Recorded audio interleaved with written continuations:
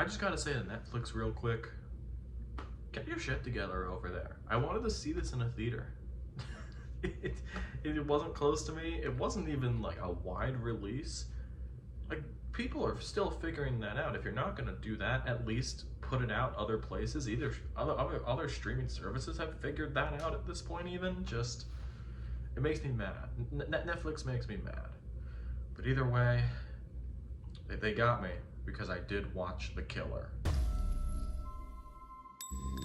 This is the latest movie from David Fincher. I feel like he doesn't really need an introduction at this point, but if you don't know who he has made movies like The Social Network and Seven and Gone Girl and Fight Club and many other things that people like. He's basically made himself a home at Netflix. He's done quite a bit over there. I'm pretty sure he produced House of Cards, which was one of the first big Netflix originals.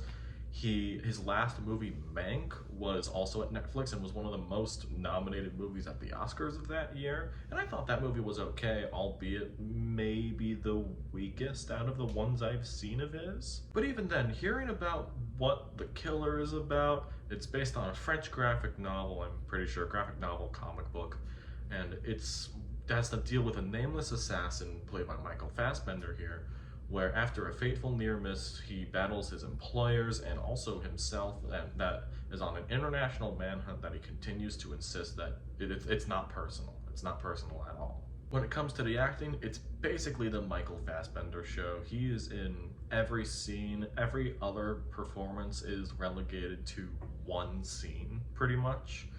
And a lot of Michael Fassbender's dialogue is just a narration, similar to the way that Christian Bale would narrate as Patrick Bateman in American Psycho, which is the only really comparison I could think of. But he is very much that. He's always, like, at least for the first half hour, he is narrating about how badass he is, what his methods are to being an assassin, a killer. And I actually really liked his performance in this. He has made some very odd choices with his career over the years. It's been a hot minute since he has been in anything to my knowledge.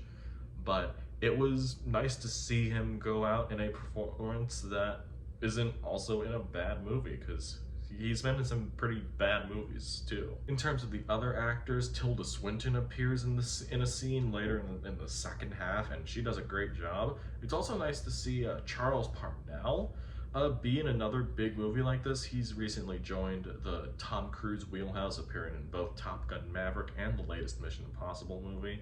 But I also really do like him in other movies, so I'm glad to see him get basically a featured player performance. I'm pretty sure he is like second or third build in this. There's not a bunch of action in this, but the one action sequence there is in this, a fight with who they credit as the Brute in this, is one of my favorite action sequences of the year, or maybe even the past couple of years. It is really incredible, and if you don't watch this movie, if hearing American Psycho as a comparison takes you out of it, at least look up this fight scene on YouTube, or if you see it when you're scrolling on social media, take a look at it, because it is very well done, and one of my, honestly, it might be one of my favorite scenes of the year. And that's about what I expected from this movie.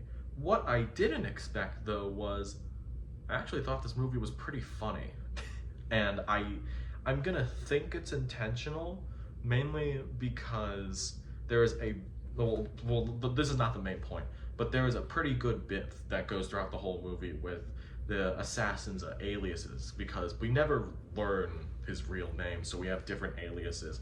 And I'm not gonna ruin the joke because it's really funny. And I guess that loops back around to the American Psycho comparison, in terms of a lot of people typically misunderstand American Psycho. I know people that watch American Psycho and go and just say, like, during the part where they're looking at the cards and like bragging about which off-white is better, and they go, wow, that's unironically cool, like saying it like, oh, they're so cool in an unironic way, where I hate saying this with movies, but they didn't get it. They didn't get it. I think movies like The Wolf of Wall Street and Fincher's own Fight Club falls into that area as well. And it made me think, if David Fincher is making fun of himself in this, in terms of like, it's so over the top with the narration in the first half hour, like I said. And that's something I had to think about, because if it's true that this was all intentional and he really is making fun of the audiences that quote unquote don't get like Fight Club or American Psycho or The Wolf of Wall Street, I think that's really funny. And doing that in the frame of a badass assassin who, also the catalyst of the movie, it's not that like his hit is botched. It's not anything like that. He messes up. That's the whole thing. It's not a spoiler. I'm pretty sure that's in the trailers. And everything fucks up because of him. And that's funny. I like that. It was a nice little subversion that I really didn't think it was gonna go with. So yeah, I guess those are my thoughts on The Killer. I thought it was surprisingly funny. There's a lot of great supporting player performances like Tilda Swinton and Charles Parnell, and that fight sequence I mentioned earlier is great, but I really think this movie is held together by a fittingly killer performance by Michael Fassbender. The Killer, gonna give it 4.5 stars. I really enjoyed this, actually, more than I thought I would, and just, I don't know, give it a physical release, Netflix. It's too early for the, I don't know if it's too early. Guillermo del Toro's Pinocchio is getting a Criterion release. Just do that for The Killer. I would really love this to have on physical media.